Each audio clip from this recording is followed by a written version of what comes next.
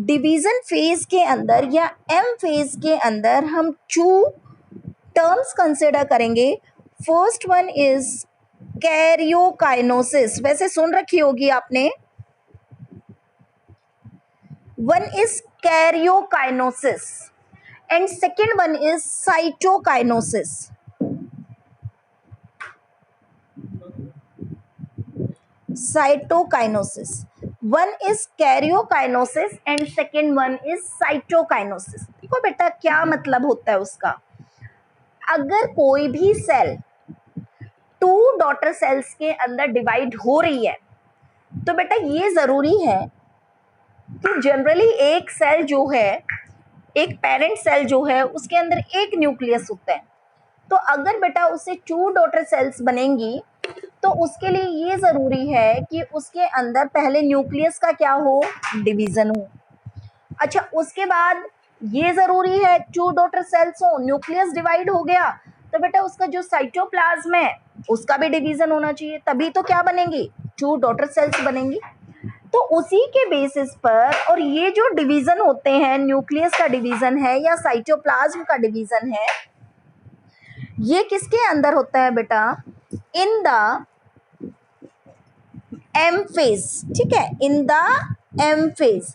अब कैरियोकाइनोसिस क्या होता है बेटा.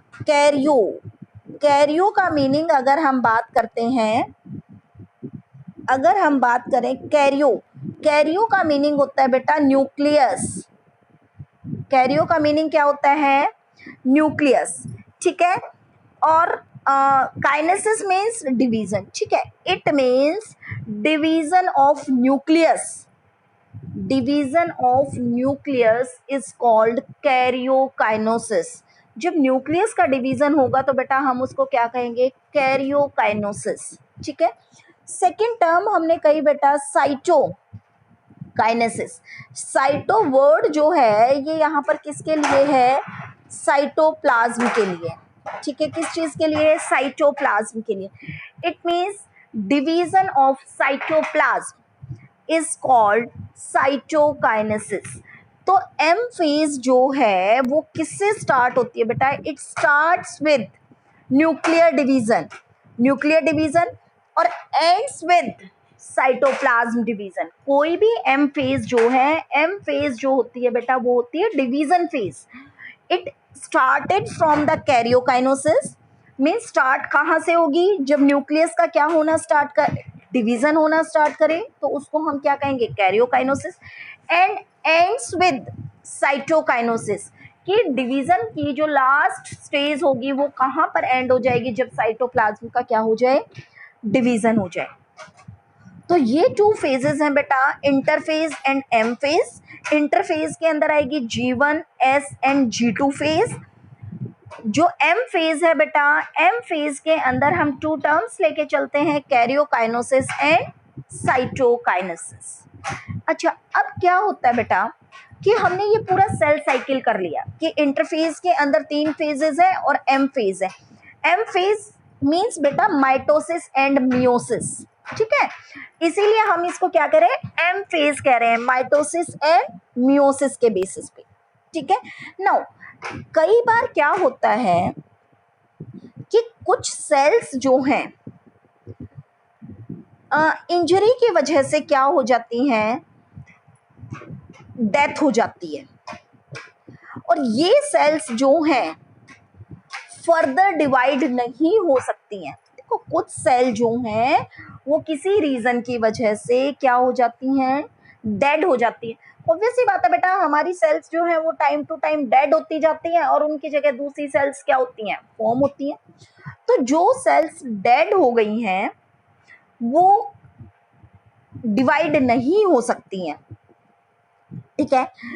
उसके बाद इनको G1 फेज से क्या कर दिया जाता है, रिमूव कर दिया जाता है. और G1 फेज से रिमूव होने के बाद ये कौन सी स्टेज के अंदर चली जाती हैं बेटा, G0 फेज. कौन सी फेज के अंदर चली जाती हैं, G0 फेज, जिसके अंदर इस फेज को हम कहते हैं बेटा क्योसेंट फेज. QUIESCENT, क्योसेंट स्टेज या फेज. जो सेल्स डेड हो जाती हैं या इंजर्ड हो जाती हैं वो फर्दर डिवाइड नहीं कर सकती हैं, इसलिए वो G1 फेज से अनदर फेज के अंदर एंटर कर जाती हैं and this phase is called G0 phase. और इस G0 फेज के अंदर ये सेल्स जो हैं वो मेटाबॉलिकली एक्टिव तो रहेंगी but they can not proliferate, लेकिन ये प्रोलिफरेट नहीं कर सकती हैं, इट मीन्स डिवाइड नहीं कर सकती हैं, अपने नंबर को इंक्रीज नहीं कर सकती हैं। तो what is G0 phase? It is the quiescent phase. When cell is injured or dead due to any reason, then from G1 phase it is exit and enters into the G0 phase. ठीक है, तो ये जो है बेटा last G0 phase जो है वो सेल साइकिल की वो फेज है जिसके अंदर वो सेल्स एंटर करती हैं which are not able to divide, जो कि डिवाइड नहीं हो सकती है। तो it is all about the cell cycle. Means केवल हम एक्सप्लेनेशन के साथ बाद में पढ़ेंगे बेटा, जिसके अंदर हमने सेल साइकिल के अंदर बात की इंटरफेज एंड